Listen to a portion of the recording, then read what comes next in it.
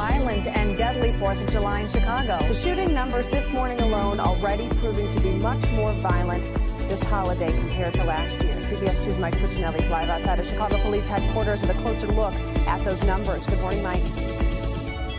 Hi, the Independence Day holiday is over, of course, but not before a disturbing number of people were shot on Chicago streets. The latest murder victims were killed at 109th and Eberhart on the far south side.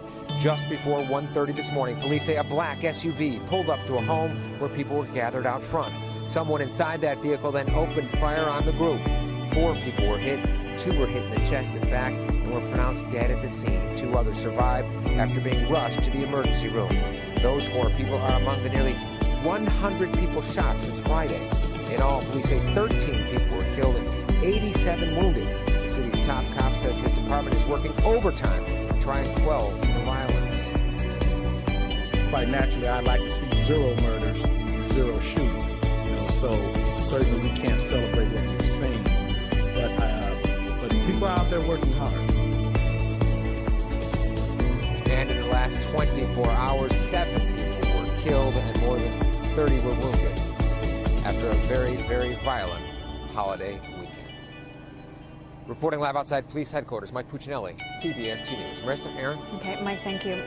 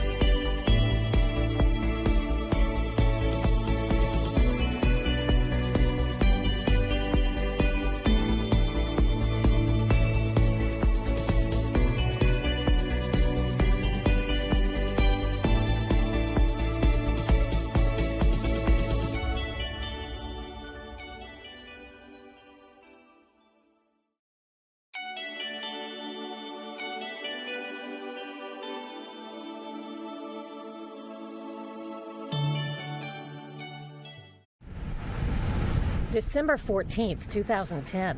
The place, a dangerous smuggling route in Arizona, not far from the border. A special tactical border squad was on patrol when gunfire broke out, and Agent Brian Terry, shown here in a training exercise, was killed. Kent is Brian's brother. He was my only brother. That was the only brother I had, and I'm lost. The assault rifles found at the murder, similar to these, were traced back to a U.S. gun shop. Where they came from and how they got there is a scandal so large, some insiders say it surpasses the shootout at Ruby Ridge and the deadly siege at Waco. To understand why, it helps to know something about Project Gun Runner, run by ATF, the Bureau of Alcohol, Tobacco, and Firearms. Project Gun Runner deployed new teams of agents to the southwest border. The idea, to stop the flow of weapons from the U.S. to Mexico's drug cartels. But in practice, sources tell CBS News, ATF's actions had the opposite result. They allegedly facilitated the delivery of thousands of guns into criminal hands. We wanted to ask ATF officials about the case, but they wouldn't agree to an interview. We were able to speak to 6 veteran ATF agents and executives involved. They don't want to be quoted by name for fear of retaliation. These are their allegations. In late 2009, ATF was alerted to suspicious buys at 7 gun shops in the Phoenix area. Suspicious because the buyers paid cash, sometimes brought in paper bags, and they purchased classic weapons of choice used by Mexican drug traffickers, semi-automatic versions of military-type rifles and pistols. Sources tell CBS News several gun shops wanted to stop the questionable sales, but ATF encouraged them to continue. Jaime Avila was one of the suspicious buyers. ATF put him in its suspect database in January 2010. For the next year, ATF watched as Avila and other suspects bought huge quantities of weapons, supposedly for personal use. They included 575 AK-47 type semi-automatic rifles. ATF managers allegedly made a controversial decision, allow most of the weapons on the streets. The idea was to get intelligence and see where they ended up. Insiders say it's a dangerous tactic called letting the guns walk. One agent called the strategy insane. Another said, "We were fully aware the guns would probably be moved across the border to drug cartels where they could be used to kill." On the phone, one Project Gunrunner source who didn't want to be identified told us just how many guns flooded the black market under ATF's watchful eye. The numbers are over 2,500 on that case, by the way. That's how many guns were sold, including some 50 calibers that they let walk. 50 caliber weapons are fearsome. For months, ATF agents followed 50 caliber Barrett rifles and other guns believed headed for the Mexican border, but were ordered to let them go. One distraught agent was often overheard on ATF radios begging and pleading to be allowed to intercept transports. The answer, negative, stand down. CBS News has been told at least 11 ATF agents and senior managers voiced fierce opposition to the strategy. It got ugly, says one. There was screaming and yelling, says another. A third warned, "This is crazy. Somebody is going to get killed." Sure enough, the weapons soon began surfacing at crime scenes in Mexico, dozens of them, sources say, including shootouts with government officials. One agent argued with a superior asking, "Are you prepared to go to the funeral of a federal officer killed with one of these guns?"